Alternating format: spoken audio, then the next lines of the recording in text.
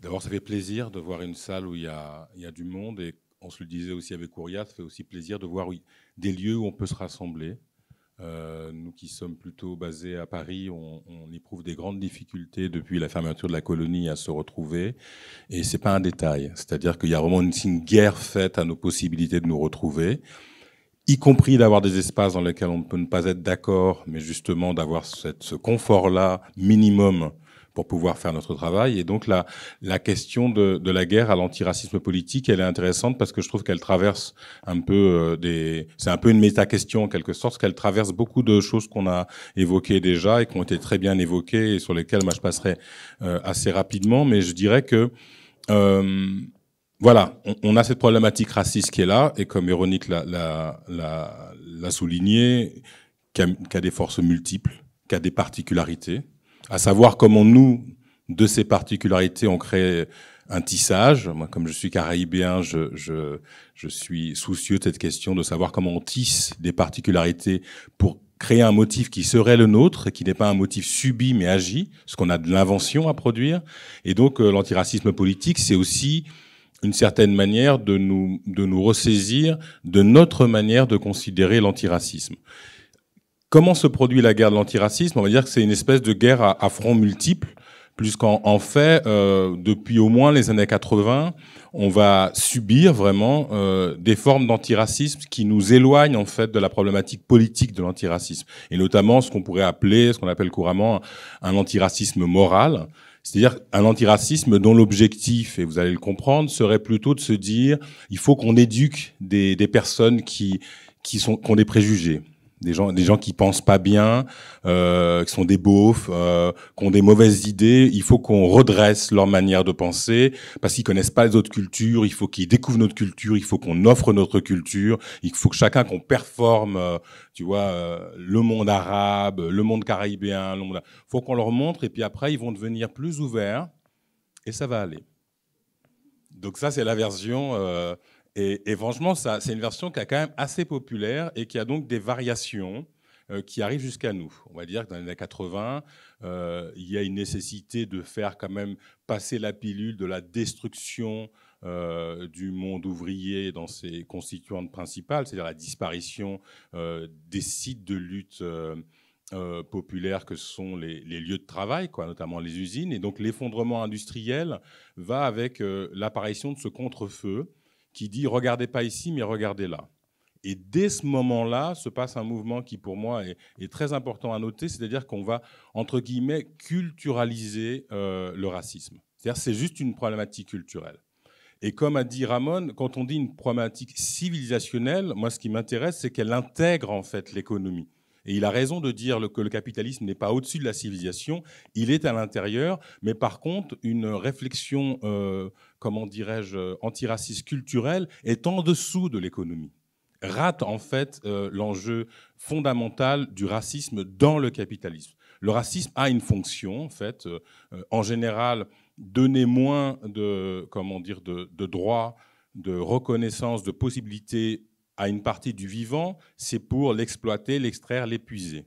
Et effectivement, des corps minoritaires font partie de ces matières premières dont on peut user, et en une certaine mesure, le capitalisme occidental traite une partie des humains comme des matières premières. Donc finalement, en produisant cette séparation entre les humains et les non-humains, du côté non-humain, il y a beaucoup de gens qui sont des humains, quoi, qui sont donc mis du côté de ces matières premières, et ce qui devrait nous faire réfléchir à une perspective très particulière sur l'écologie. Puisque plus qu'on est projeté dans le monde non-humain, pour quelles raisons on aurait envie de revenir dans le monde dit humain, qui est un monde qui déshumanise? Donc moi, je pense que le vrai antiracisme politique, déjà, il n'a pas le désir, en fait, de revenir sur une scène de représentation qu'il n'a pas construit. Et ça, c'est vraiment, moi, ce que je vais appeler l'antiracisme libéral ou néolibéral. C'est-à-dire, c'est la deuxième erreur, de mon point de vue, c'est la question des politiques de représentation. Parce que vouloir être représenté sur une scène qui déshumanise, ça veut dire que quelque part, on donne à cette scène une certaine forme de valeur. C'est-à-dire qu'on dit « reconnaissez-vous ». Mais à qui on demande de nous reconnaître? À qui on demande de nous reconnaître? À des gens qui nous ont déshumanisés. C'est-à-dire qu'on leur reconnaît une humanité et on est censé les rejoindre à un endroit où seraient les humains. Mais ce n'est pas le cas.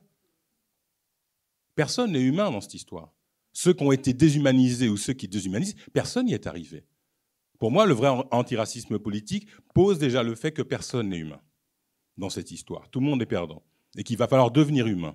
Et certains, comme Ramon l'a souligné, des sociétés à côté de cette trame moderne capitaliste ont été plus humains que d'autres et c'est eux qu'il faut regarder. C'est là qu'il faut piocher des possibilités. C'est là que je trouve sont les manques de nos luttes en Europe qui, en se battant dans un système fondé par la modernité occidentale, auquel on appartient tous, qu'on soit européens, entre guillemets, de longue date, ou des Afropéens, on appartient tous à une trame qui ne fait que regarder l'Europe comme référence, en bien comme en mal.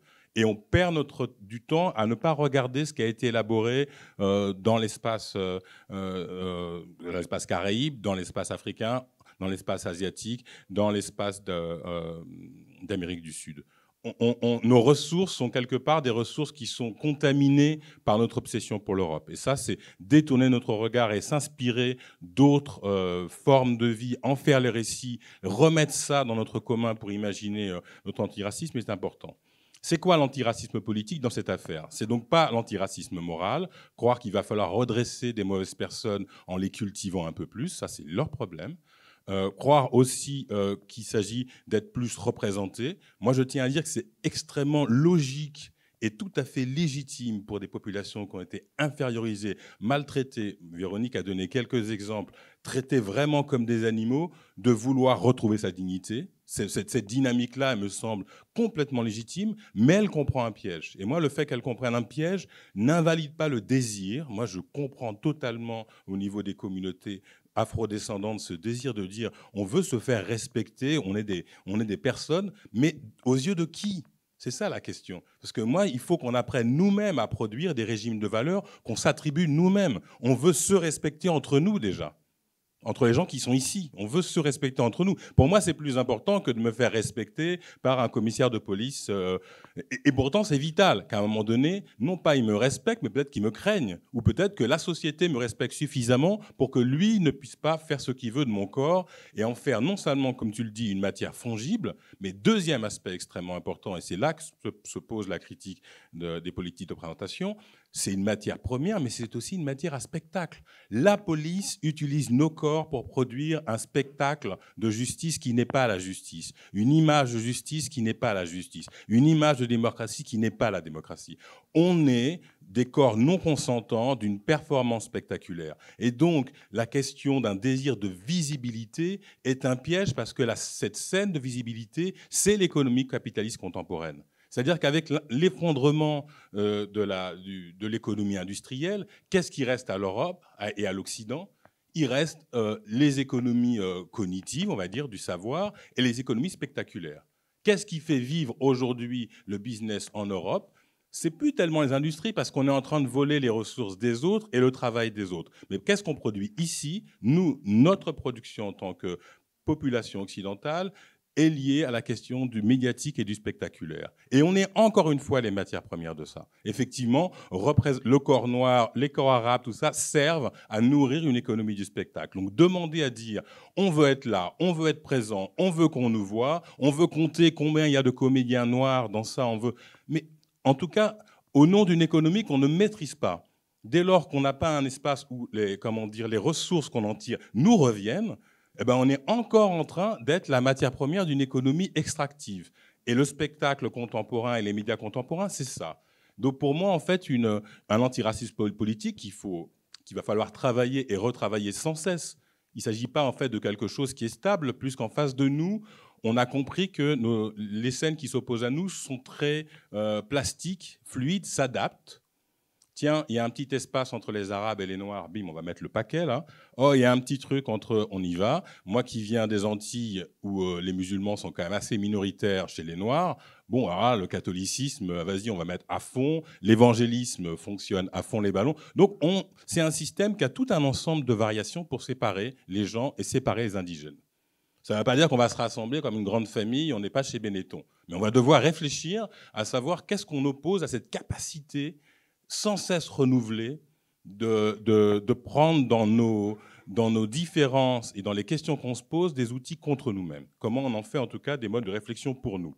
Et donc, dans son antiracisme politique, qu'est-ce qu'il aperçoit ? Il aperçoit en fait la question des structures racistes. C'est-à-dire qu'en réalité, il ne dit pas oh là, ce mec, il s'est mal comporté, vas-y, on va faire un call-out, etc. Pour moi, ce mec, il se comporte mal parce qu'il peut se comporter mal. Parce que l'espace politique a été construit autour de lui, il peut se comporter mal. Moi, je suis producteur de cinéma. Quand je me retrouve au Centre national du cinéma dans une espèce de formation contre le harcèlement sexuel, moi, je dis à la formatrice, l'infrastructure du cinéma français, fondamentalement, favorise le harcèlement sexuel. Donc, il ne s'agit pas de nous rééduquer un par un, il s'agit de regarder, en fait, que l'infrastructure tire profondément son économie du harcèlement, comme du racisme, comme du sexisme, etc. Et donc, attaquer au niveau structurel, ça veut dire qu'en fait, on ne peut pas avoir le désir d'avoir des rois et des reines noirs. C'est le problème du royaume, ce n'est pas le problème de la couleur du roi. Et donc là, on doit se poser ces questions en ces termes-là. Nous, ce qu'on doit avoir comme désir, c'est de dire, par le racisme, par ce qu'on a subi, par le savoir particulier qu'on a dans nos vies quotidiennes, on comprend en fait quelque chose du système que d'autres peut-être ne voient pas. Mais ce système-là ne nous concerne pas que nous, on vit tous dans ce système-là. Mais moi, on revendique, et je pense que l'antiracisme politique doit revendiquer sa capacité à voir ce que d'autres ne voient pas. Par le biais du racisme, on voit quelque chose qui, au niveau infrastructure, montre que notre société dépend structurellement, intimement du racisme. On a besoin. Donc ce n'est pas un mauvais penchant, ce n'est pas une problématique morale, c'est un élément dont la société dans laquelle on vit a besoin. Donc ça veut dire qu'avec le racisme, quand tu tires le fil, tout vient avec. Tout vient avec. Et effectivement, on ne peut pas se retrouver à nous proposer des solutions féministes qui ne soient pas antiracistes politiques. C'est absolument pas satisfaisant, c'est ce qu'on est en train de nous proposer en ce moment. Puis ils mettent le paquet, quoi. Dans le secteur de la culture, on ne fait pas que nous le proposer, on nous l'impose. Et c'est vrai que là, sans se rendre compte, de se dire, oui, mais tant que vous ne réfléchissez pas à l'infrastructure dans laquelle on est et qui favorise le racisme, qui en a besoin, on pourra changer les opérateurs de ce système-là, ça ne changera pas grand-chose.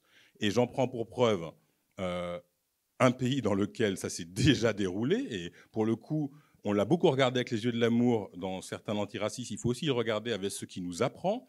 Aux États-Unis, l'émergence d'une classe moyenne et d'une bourgeoisie noire est franchement pas favorable aux noirs pauvres, nous oblige à réfléchir à nos outils de critique. Si tu regardes une scène où s'installe une grande bourgeoisie noire qui n'est pas favorable aux noirs pauvres, quand Barack Obama dit, et ce truc-là n'a pas été cité et répété, dit par rapport aux violences policières, je pense que l'homme noir, africain, américain doit savoir où est son fils. Alors, il racise, il dit où est son fils le soir s'il ne veut pas avoir de problème. Ça veut dire que lui-même remet sur le dos du père noir et du fils noir le risque du fils noir de mourir sous les balles de la police, ce qui est un truc de dingue, quoi. Je veux dire, Trump n'aurait pas dit mieux, quoi. Mais ce n'est pas un hasard. Parce que dès lors que lui ne s'attaque pas à l'infrastructure raciste, il ne reste plus que des questions d'auto-éducation communautaire, quoi. Attention, nous les Noirs, on doit apprendre à se protéger. Se protéger de quoi ? L'État te tue et tu dois apprendre à te protéger de l'État. Tu dois changer l'État. Tu ne dois pas dire excuse-moi, là, à heure 6, je dis à mon fils à quelle heure tu rentres parce qu'il y a des policiers dans le quartier, quoi. Non, mais là, c'est notre police, quoi. Si ce n'est pas notre police, ça doit changer. Et ça ne va pas changer parce qu'on va mettre des flics noirs. Moi qui ai fait mon parcours en Seine-Saint-Denis, malheureusement, je peux vous dire que les flics noirs et les flics arabes, on les voit venir comme les autres. Ils ne te tutoient pas moins, même un peu plus, tu vois. Et ils se disent, bon, désolé, mais quand même, je fais le même boulot que les autres, parce qu'ils sont pris dans une trame raciste à laquelle ils ne peuvent rien, en fait, parce que leurs collègues les regardent, et beaucoup de flics ont témoigné.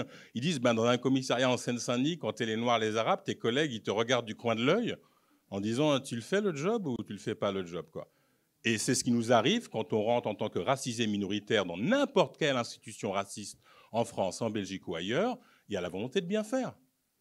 Donc, tu es à peu près sûr que quand tu as un opérateur raciste dans l'institution, tu vas avoir quelques soucis parce qu'il ou elle voudra bien faire le job. Sous quel œil ? Sous l'œil blanc. Et là, il faut qu'on se sorte de cet œil-là qui nous regarde et qui nous oblige. Il faut qu'on apprenne à se protéger, mais aussi à considérer qu'on ne devrait pas avoir à se protéger.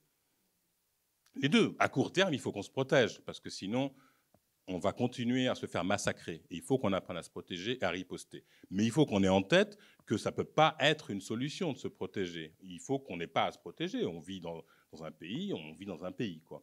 Donc voilà, je voulais dire qu'il y a quelque chose qui est pernicieux parce que je pense que le désir de représentation, d'existence, de vie, de dignité des non-blancs dans nos pays est absolument, absolument central et nécessaire. C'est pas pour ça qu'il faut pas y voir, en fait, un endroit dans lequel le capitalisme contemporain se jette.